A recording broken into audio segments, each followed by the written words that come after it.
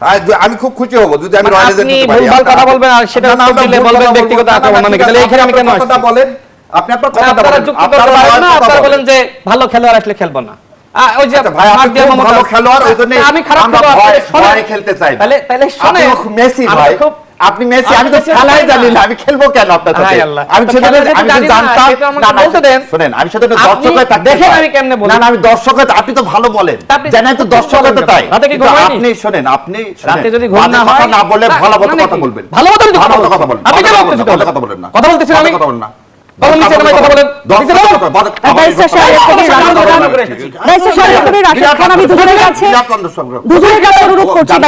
বাংলাদেশ জামাত ইসলাম এটা নিয়ে আলোচনা করার জন্য সংসদে ৭১ বিধিতে প্রশ্ন দিলেন, সে প্রশ্নকে বাতিল করে দেওয়া হলো। এবং ওনারা যেটা বলতেছেন যে বিএনপি, আমি আবার বলতেছি, আমি সব জায়গায় বলছি, বেগম খালেদা জিয়া দেশনেত্রী এবং শহীদ রাষ্ট্রপতি জিয়াউর রহমানের বিএনপি আর আজকের বিএনপি এক না। এটা এখন না, ভোটের আগের থেকে বলে আসতেছি। যেদিন থেকে মাননীয় প্রধানমন্ত্রী সম্পর্কে আমি একই কথা, স্ট্যান্ডিং এখনো যে আগের বিএনপি আর এখনকার বিএনপি এক না। জাদু মিয়াদের বিএনপি, শাহজিজুরের বিএনপি, আব্দুর রহমান বিশ্বাসের বিএনপি, সালাউদ্দিন কাদের চৌধুরীর বিএনপি, এই যে নায়ারের বাবার সালাউদ্দিন ইউসুফের বিএনপি আর আজকের বিএনপি এক না। এনিওয়ে, দেখেন তো, একটা মন্ত্রী এমপি কেউ পাইছেন বিএনপির এই বর্ডারে পুশিন নিয়ে একটা কথা বলছে, ধরে না জামাত ইসলামের, বোধহয় শুনছেন কিনা, কয়েকটা বাচ্চাকে মহিলাকে নিয়ে এসে এখন ঢাল হিসাবে কি করতেছে, তারা মা বোনদেরকে ইউজ করতে চাচ্ছে। আমার ভাই যে কথা বললে ৭১ সালে, আমি তাকে বলি ৭১ ছিল পরাধীনতা। যদি উনি মাইনে নেয় ৭১ সাল থেকে ৭৫ সাল পর্যন্ত ভারত আমাদেরকে খুব ভালোবাসছে, যে আমাদের স্বাধীনতা উপহার দিচ্ছে না ছিনতাই করে নিচ্ছে, এটা আমি আমার ভাইয়ের কাছে জানতে চাই। যে ভারত ১৬ই ডিসেম্বর আমার স্বাধীনতাকে কেড়ে নিচ্ছে কি নেয়নি। ৫৫ বছর আমার ভাই তো আন্দোলন সংগ্রামে ছিল, ৫৫ বছর। এবারে জুলাইয়ের সংগ্রামটা কিসের? আধিপত্যবাদের। কোন আধিপত্যবাদের? ভারতীয় আধিপত্যবাদের। সেজন্য কি আমরা কি হাদির সময় কি বলছি যে দিল্লি না ঢাকা, ঢাকা ঢাকা, ওখানে পিন্ডি ছিল না। এবং বেগম রোকেয়া হলে আমরা কি বলছি, তুমি কে আমি কে, রাজাকার রাজাকার।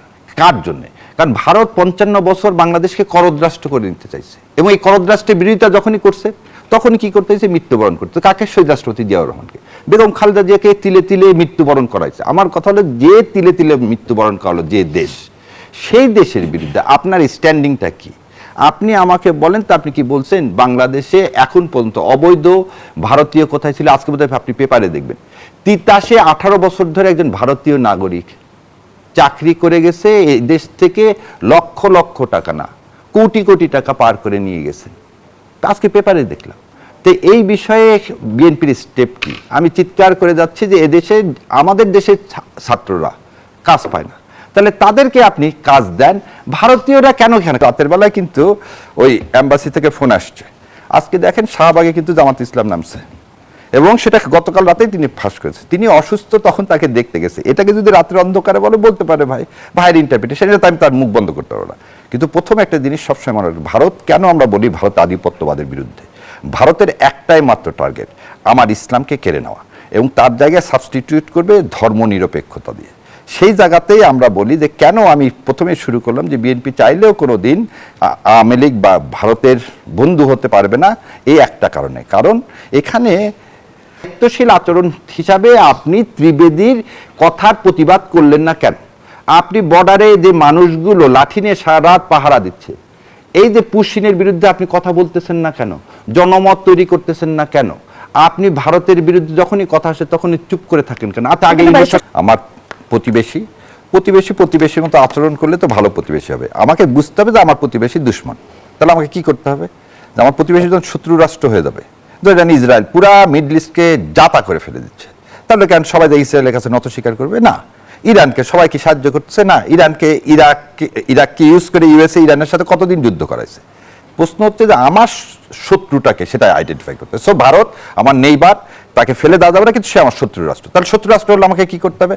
আমাকে ঘাস খেয়ে হলেও পারমাণবিক বোমা বানাতে হবে। যে ভারতের বিরুদ্ধে বললে আমাকে থ্রেট দেয়, ভারতের বিরুদ্ধে যেই বলবে তাকে মানে সামাজিক অর্থনৈতিক সবভাবে প্রেশার দেওয়া। কোথায়? পুরা পাকিস্তানের লোক তো ভারত বিরোধী, তাদের ওখানে যেতে একটা লোককে মারার সাহস হয় না। তার মানিটা কি? আমার পররাষ্ট্রনীতি না নত জানো পররাষ্ট্রনীতি।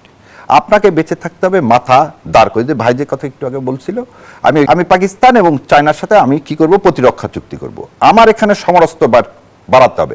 কেন আমাকে রাত দিন এই চিন্তা করতে হবে? আপনি একটা জিনিস বোধহয় জানেন রাতের বেলা বিডিআর পাহারা দেয়, সেজন্য বিডিআরদেরকে বর্ডার ইয়াদেরকে নাইট ভিশন চশমা দিতে হয় বা ভিডিও ক্যামেরা দিতে হয়। গত 18 বছর এসব কিচ্ছু দেওয়া হয়নি। আর আপনি একটা জিনিস চিন্তা করেন তো, ইন্ডিয়া কখনোই আওয়ামী লীগ ছিল, আওয়ামী লীগের সময় সব কিচ্ছু করতে চায় না, কারণ তখন তো বর্ডার খোলাই থাকে, বর্ডার খোলাই থাকে। আর যখন বর্ডার বন্ধ থাকবে তখন তো পুশিনের প্রশ্ন আসবে। আজকে আমাদের বাংলাদেশ থেকে সবচেয়ে বেশি রিমিটেন্স নিয়ে যেত ভারত। আপনি বললাম তো, ঋণ থেকে শুরু করে চুষে খাইতে খাইতে তো আপনাকে শেষ করে দিচ্ছে। আপনি এখনো যদি না বোঝেন, আপনি দীনেশ পৃথিবীর দিকে যদি শক্ত করে কথা বলতে না পারেন, আপনি যদি বর্ডারের প্রতিবাদ করতে না পারেন, আপনি যদি ইন্ডিয়ার বিরুদ্ধে চোখে ওই বললেন যে চোখে চোখ রেখে যে কথা বলবেন, তাতে একটা নমুনা পাচ্ছি না। 3 রিপোর্টটা দেননি। আপনি এস আলমের সম্পত্তি এখন পর্যন্ত ক্রোক করলেন না কেন? আপনি উল্টা ইসলামী ব্যাংকের কি করতেছেন, যে ইসলামী ব্যাংকে আবার লুটপাটের ব্যবস্থা করতে চাচ্ছেন কেন? হাসপাতালে রোগী মারা যেতে পারে, তার জন্য আপনি তাকে শাস্তি দেন। কিন্তু যেহেতু ওই হাসপাতালের এমডি বা চেয়ারম্যান জামাত সমর্থকতা হাসপাতাল বন্ধ করে দাও, এটা কে চায়? ইন্ডিয়া তো চায়। এদেশে হাসপাতাল বন্ধ হলে মানুষ চিকিৎসার জন্য কোথায় যাবে? গরিব মানুষ ইন্ডিয়া যাবে। সো এই ইন্ডিয়ার চাওয়াগুলো কেন আপনি পূরণ করতে চাচ্ছেন? আমার প্রশ্নটা হলো, আমরা বাংলাদেশ আমাদের স্বার্থ আগে, সবার আগে, এবং চোখে চোখ রেখে কথা বলার জন্য যদি বলতে পারতেন, তাহলে দীনেশ ত্রিবেদী বেনাপোল থেকে আসতে পারতো না, আর এবার বলতে পারতো। আমাদের বিজিবির পক্ষ থেকে বলা হয়েছে, তোমরা যদি গুলি করো আমরা কি চুরি করে বসে থাকবো? ধমকের সাথে কিন্তু এই কথাগুলো বলেছে। বিএনপি সরকার ক্ষমতায় আসলে বিজিবি সাহস পায়, আর আওয়ামী লীগ ক্ষমতায় আসলে আমাদের সীমান্ত খুলে দেওয়া হয়। বিএনপি সরকারকে নিয়ে খামাখা যদি আপনি এইভাবে মন্তব্য করেন যে বিএনপিকে ক্ষমতায় ভারত বসিয়েছে, বিএনপিকে কি আসলেই ভারত ক্ষমতায় বসিয়েছে? কোনো নমুনা আপনি দেখাতে পারবেন? বিএনপির অসংখ্য নেতৃবৃন্দ গুম হয়েছে, খুন হয়েছে, অনেকের আপনার গুম করার পরে ভারতের ওই পারে পাওয়া গেছে, এরকম অসংখ্য ঘটনা। আমাদের ইলিয়াস আলীকে কেন গুম করা হয়েছিল নিশ্চয়ই জানেন। আমাদের আমির তো বলছে না, তাই না? কারণ হলো ক্ষমতা। আর ক্ষমতায় যেতে হলে শাহরিয়ার ভাইয়ের একটি বক্তব্য আমি শুনেছিলাম, তিনি বলছেন যে এনসিপিকে নাচাচ্ছে ভারত, এ ধরনের একটি বক্তব্য ছিল, মানে এনসিপিকে নিয়ে তিনি এ ধরনের কথা বলেছিলেন। তো আমি সেটি বলতে চাই, শোনেন, এনসিপির বাংলাদেশে অবদান আছে। এনসিপি, হ্যাঁ, তাদের নিয়ে আমরা সব আলোচনা করতে পারি, কিন্তু এনসিপি বাংলাদেশে একদম বানের জলে আসলে মানে ভেসে আসা কোনো দল নয়, তাদের ভূমিকা আছে। তার বক্তব্য ছিল এনসিপিকে ক্ষমতার লোভ দেখাচ্ছে ভারত। এখন এনসিপি তাদের সাথে জোটে আছে, তারপরে যদি তাদেরকে বলেন যে ভারত তাদেরকে এই উপরে তুলতেছে, হাইপ দেখাচ্ছে, হ্যাঁ, যে এনসিপি জামাতের থেকেও বড় হয়ে যাচ্ছে, তাদের যারা আপনার এমপি রয়েছে তারা ভোকাল ভালো সংসদে। আমি জানি না আসলে আমাদের শাহরিয়ার ভাইদের আসলে কেন কথায় কথায় সবকিছুর মধ্যে ভারত টানতে হয়। আপনি যদি সবকিছুর মধ্যে ভারত টানেন, মনে করেন যে আজকে আমার এক ভাইকে কেউ একজন হত্যা করলো, বাংলাদেশের কেউ, আপনি বললেন যে হত্যাটা ভারত করেছে, মানে এই ভারত রগে না ভুগে বরং ভারতের আগ্রাসনের বিরুদ্ধে কথা বলা উচিত। যেখানে ভারত আগ্রাসন চালাচ্ছে সেটি নিয়ে কথা বলে, কথায় কথায় ভারত, কথায় কথায় ভারত, এটা আসলে মুদ্রা দোষ। এই দোষ আমাদের সবার পরিহার করা উচিত। হ্যাঁ, তিনি বললেন শহীদ প্রেসিডেন্ট জিয়াউর রহমানকে শ্রদ্ধা জানালেন, আমি তাকে ধন্যবাদ জানাই, কিন্তু শহীদ প্রেসিডেন্ট জিয়াউর রহমানের বিএনপি আর বর্তমান বিএনপি এক নয়, এর মধ্য দিয়ে মূলত প্রধানমন্ত্রীকে ছোট করা হয়। শহীদ প্রেসিডেন্ট জিয়াউর রহমানের সুযোগ্য সন্তান বাংলাদেশের মাননীয় প্রধানমন্ত্রী জনাব তারেক রহমান। শহীদ প্রেসিডেন্ট জিয়াউর রহমানের চরিত্রের সাথে তার চরিত্রের হুবহু মিল রয়েছে।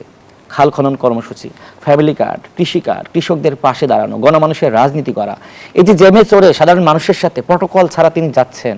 বাংলাদেশে এখন জ্যাম কমেছে না? আপনি কল্পনা করতে পারেন, বাংলাদেশে প্রায় 1400 ভিআইপি।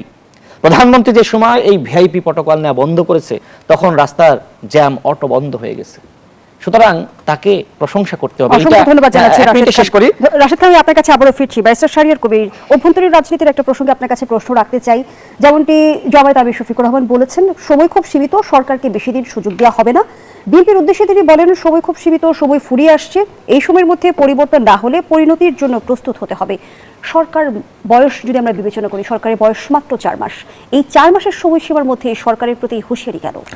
কারণ কি, আমার ভাইও যে রক্ত বহন করতেছে, যে দাবি করছিল যে আমরা একটা কি রাষ্ট্র সংস্কার চাই, এবং আমার ভাই রাশেদ বোধহয় ওখানে ছিলেন, যে জুলাই সনদটাই হচ্ছে আমাদের মুক্তি। যে ভারত আধিপত্যবাদের কথা বলতেছে না, জুলাই সনদকে যদি বাস্তবায়ন করা হয়, সংস্কার যদি করা হয়, তাহলে আর ভারত আর কোনো দিন আপনাকে গ্রাস করতে পারবে না। তো এই বিষয়ে কেন বিএনপি নিশ্চুপ, এবং বিএনপি কেন এই কাজগুলো প্রতিটা জিনিস 1 নম্বর জুলাই আদেশকে করলেন না? 2 নম্বর কথা, আপনি জুডিশিয়ারি যদি বিচার বিভাগ, আপনি নিজেই একটা সেক্রেটারিয়েট করা হলো, সেই সেক্রেটারিয়েট আপনি বললেন যে বাংলাদেশের ইতিহাসের সবচেয়ে বড় কাজটা ইতিহাসের সাক্ষী হয়ে থাকবে, যে অ্যাটর্নি জেনারেল তিনি আজকে আইনমন্ত্রী, তিনি আজকে সেই বিলটা কি করলেন, যেখানে বিএনপি সমর্থন করছে, করার পরে সেটা পাশ করলেন না। তাহলে 180 দিন আমি প্রথম থেকে বলছি, জুলাইয়ের সাথে যদি কেউ গাদ্দারি করে, আমার ভাই বললেন না ভারতের রোগে ভোগা, বলুক যে হাদিকে ভারতের যারা খুনি আছে তাদেরকে এক্সট্রাডিশন ট্রিটিতে ফেরত নিয়ে আসার জন্য বিএনপি কি কাজ করছে। সো বিএনপি একটা ভিজিবল কাজ দেখান যেটা ভারতের এগেনস্টে করতেছে। সো আপনি আপনার কথাতেই জামাত খারাপ, সবাই খারাপ, বুঝলাম। আপনি একটা জিনিস বলেন যে ভাই বিএনপি এই স্ট্যান্ডিংটা নিছে, এই যে বিডিআর এর কথা বলছেন, বিজেপির কথা বলছেন, সাধারণ মানুষ লাঠি নিয়ে বন্দুকের এগেনস্টে গেছে। আপনি বর্ডারে দেখেন, না আওয়ামী লীগের সময় তো গেলে তো গুম করে ফেলবে, এখন কেন গেছে? না বিএনপি সাহস দিয়েছে বলেই তো গেছে। আচ্ছা ভাই, বিএনপি সাহস দিয়েছে বলে গেছে, আপনারটা খুবই ভালো কথা। বর্ডারে সাহসটা না দেখায় ত্রিবেদীকে বহিষ্কার করে সাহসটা দেখা। কিন্তু ব্যারিস্টার শাহরিয়ার কবির আর আগের অংশে রাশেদ খান চাইলেই কি আসলে বহিষ্কার করতে না বহিষ্কার করতে পারবেন না কেন? আপনার তো সে ক্ষমতা আছে, আপনি তো রাষ্ট্রের না ফরেন পলিসিতে কি একটা যে নোট অফ দিতে হয়, সে নোট অ্যালাউ করলে তারপরে একটা দেশের ফরেন মিনিস্টার আসতে পারে, একটা দেশের কি অ্যাম্বাসেডর আসতে পারে।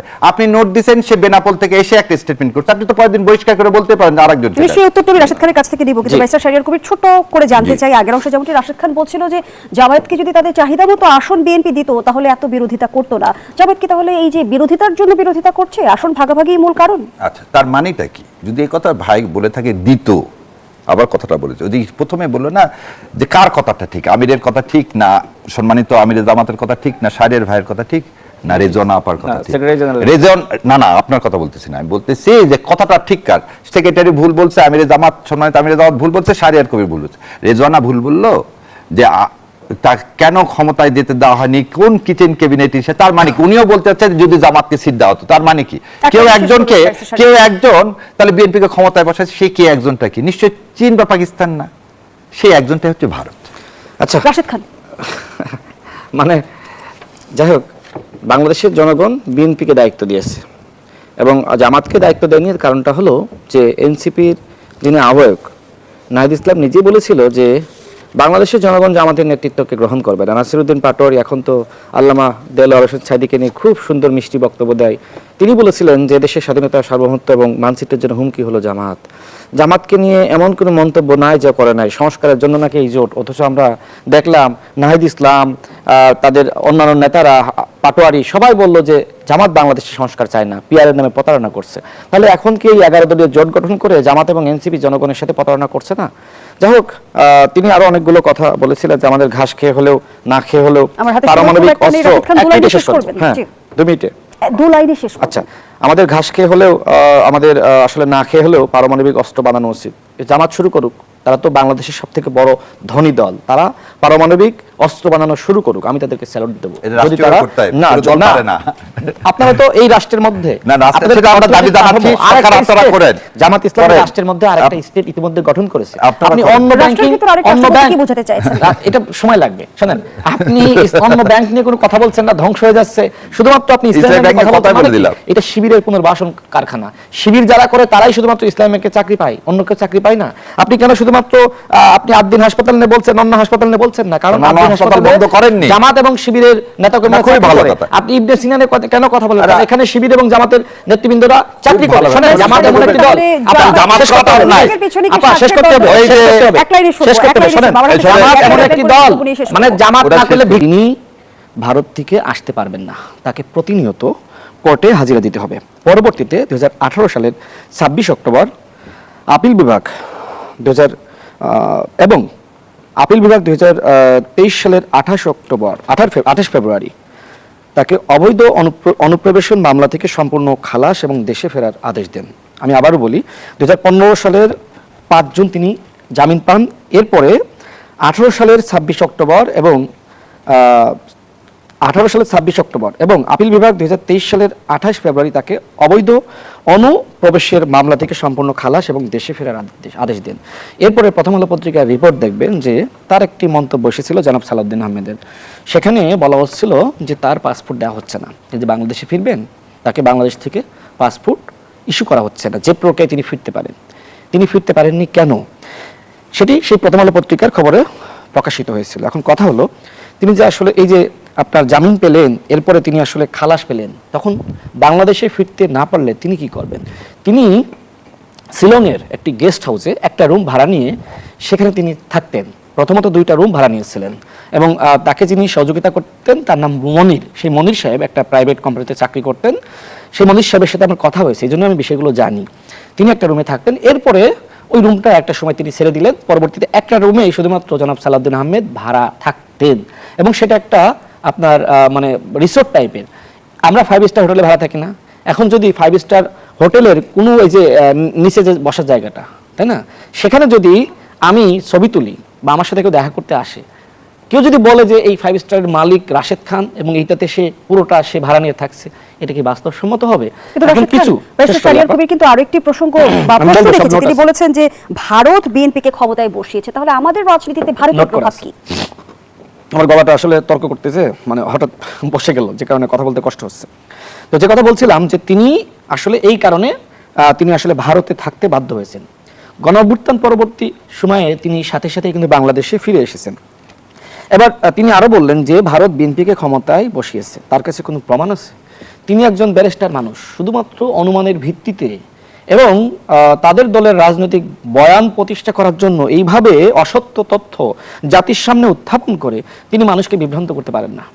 আমি একজন রাজনৈতিক কর্মী, তাই না, আমরা আন্দোলন সংগ্রাম করেছি, আর তিনি কিন্তু আইন নিয়ে পড়াশোনা করেছেন, তাও বাংলাদেশে না, দেশের বাইরে, বিলেতে পড়াশোনা করেছেন। অর্থাৎ তার আচরণ, তার ভাষা, তার প্রক্রিয়া অবশ্যই সভ্য দেশের একজন নাগরিকের মতন হওয়া দরকার ছিল। সত্য তথ্য তিনি উত্থাপন করবেন। বিএনপিকে এদেশের জনগণ ক্ষমতায় বসিয়েছে। আমরা দেখেছি জামাতের আমির কিন্তু বলেছিল যে আমরা প্রায় 182টি আসনে আমরা জিতেই যাচ্ছিলাম। আরেকটা বক্তব্যে দেখলাম জামাতের সেক্রেটারি জেনারেল, তিনি বলছেন যে আমরা প্রায় 168টি আসনে আমরা প্রায় জিতেই যাচ্ছিলাম। আমাদের শাহরিয়ার ভাইয়ের একটা বক্তব্য আমি খেয়াল করেছি, তিনি বলছিলেন যে জামাত 203টা আসনে জয়ী হয়েছে। তাহলে আমি কার কথা সত্য ধরবো, জামাতের আমির নাকি তাদের সেক্রেটারি জেনারেল নাকি শাহরিয়ার ভাইয়ের কথা? অর্থাৎ তারা যদি কোনো দাবি তাদের কাছে মনে হয় যে, বা তাদের কোনো তথ্য থাকে যে এটা আসলে এইটা, তাহলে স্পেসিফিক বলতে হবে, সবাইকে একই কথা বলতে হবে। আপনার এক একজন নেতা এক এক কথা বললে সেটি আসলে মানুষ ধরেই নাই যে এটা আসলে